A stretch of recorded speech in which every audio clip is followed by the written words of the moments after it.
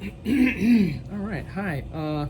So this video is going to show you how to create and install a lid on top of your cookie jar.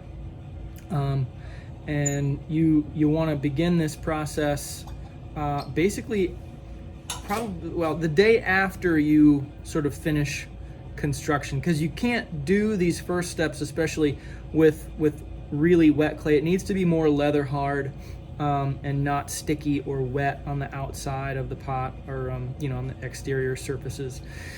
So what you could do, and I'll reinforce this in a few minutes, but basically the lid portion of it, you should have the slab made for that, and I'll say this again in a minute.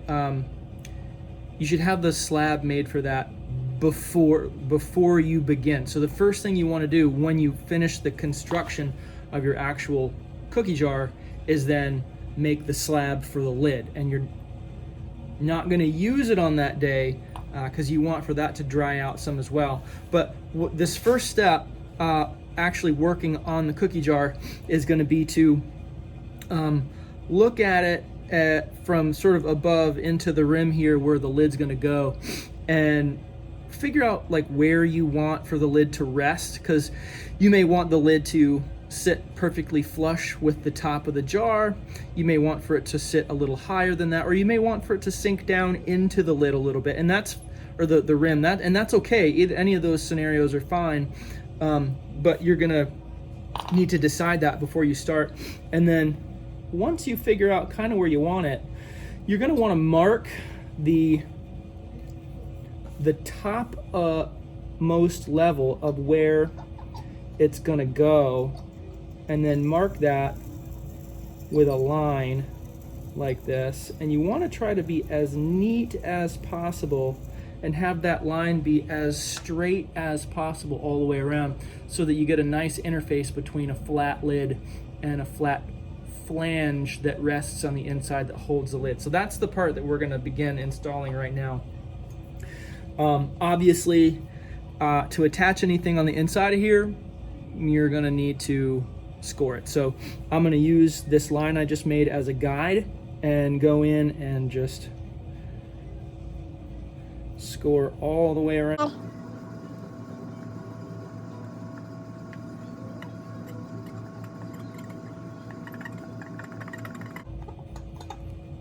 And then if you've obscured your line, it may be a good idea to go in and try to just reinforce that again.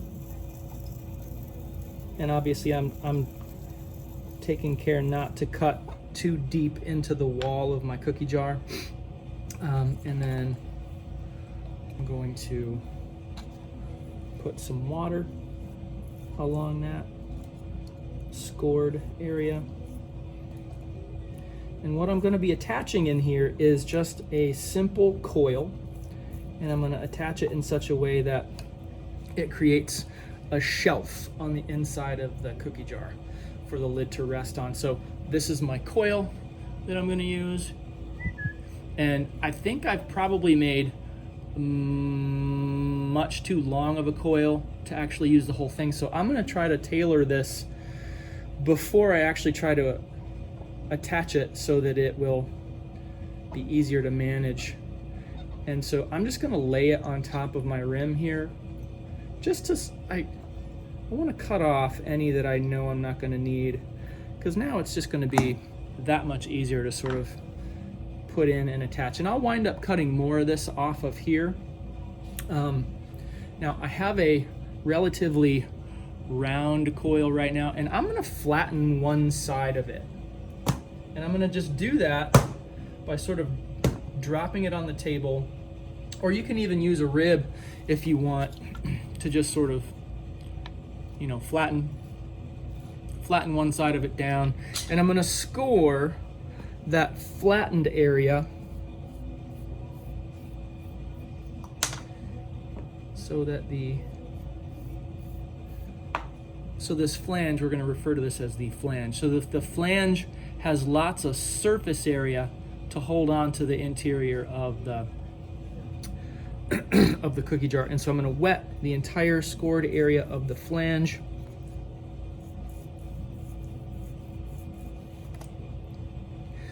So that it's nice and wet. And then I'm just going to carefully attach this, and I want the uppermost portion, like the top of this rim, to match up with that line that I scored in there, because we want this whole thing to be as flat as possible. We're really shooting for this to be very neat. And so I'm going to get to here, and you can kind of see that there's this extra material here. So I'm going to just try to carefully cut that. And then I want to score the ends of the coil because I want those to join together nicely. One last little bit of water. And then I'm going to start pressing that in like this. And I want to make the top of the flange to be somewhat flat. And so I'm going around and just kind of pinching with my thumb to make it nice and flat and to make that connection really strong. Here, I'll do it so you guys can see it a little better. And I'm pushing underneath as well. You want to take your time with this step because this is really going to have a lot of influence over how effectively your lid can seal your cookies in. Because one of the things that several of you pointed out in many of my classes was that you want a good fitting lid, a tight fitting lid that doesn't have any gaps so that your cookies will not go stale. I'm not sure what you guys are doing with cookies sitting around long enough in the house for them to actually go stale, but that's your business, not my business. Cookies don't last very long in my house. I do eat cookies on occasion, and I don't like stale cookies either, just to be clear. So it's a little bit wobbly in here. This surface is a little bit irregular. So I'm going to use a wood tool.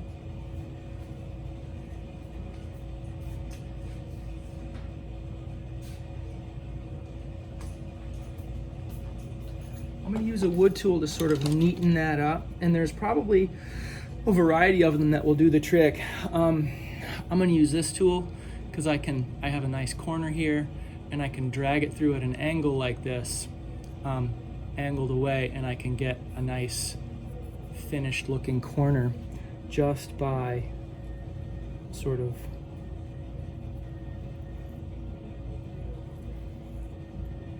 flattening that. And probably a good idea to take off any extra slip that comes off of here. So at this point, this flange is ready to just have a lid dropped in so that it fit. So as for making a lid so that it accurately fits down into the recessed flange area on the cookie jar, first thing we're going to need to do is measure the diameter of this opening. And I don't know if you guys can see this or not from the It is approximately 5 3/4 inches thick, or I'm sorry, in diameter, wide. So I am going to make a slab using out of this slab, and it's been sitting, so it's a little stiff, and it will be able to, hold its shape without sinking down in there. But I got to cut this 5 3/4 inches across so that it is the right size. And I do that by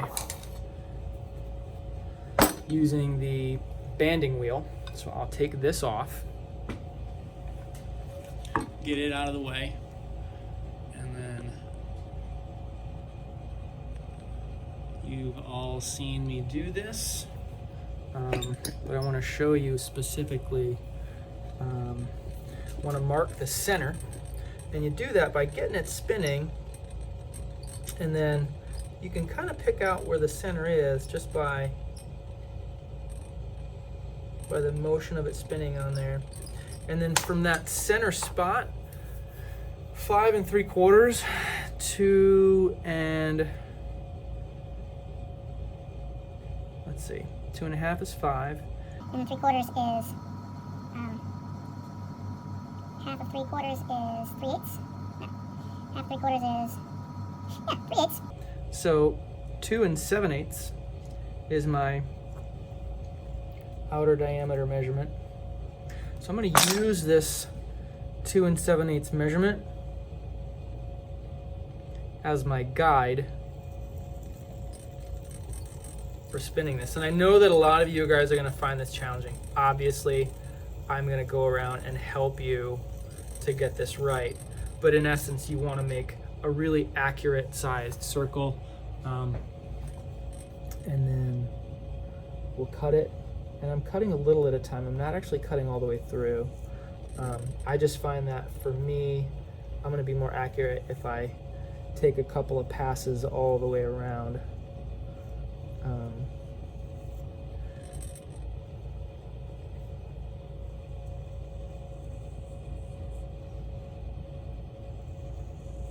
Because it's a relatively thick, relatively firm slab. And I'm getting all the way through at this point. So, nice thick slab. And I'm just gonna test the fit of it before I do anything else.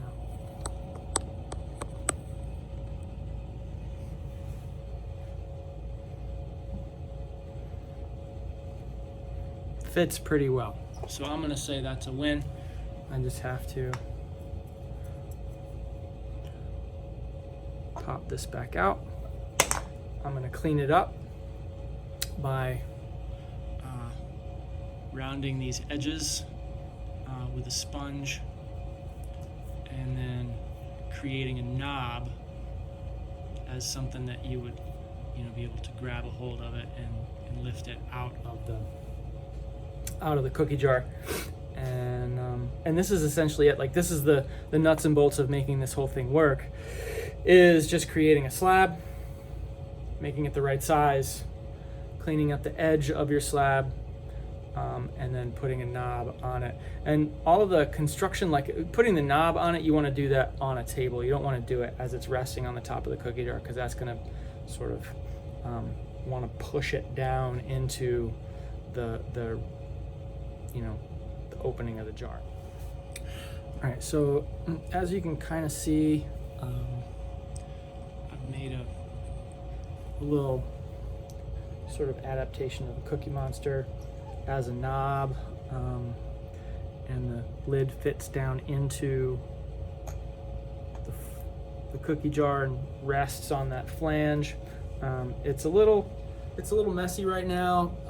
As soon as everything sets a little bit and stiffens, I'm going to go back in and sort of help just to kind of polish stuff up, like clean up the rim a little bit, and make sure that I've gotten all the bits of stuff off of the flange and off the bottom of the lid.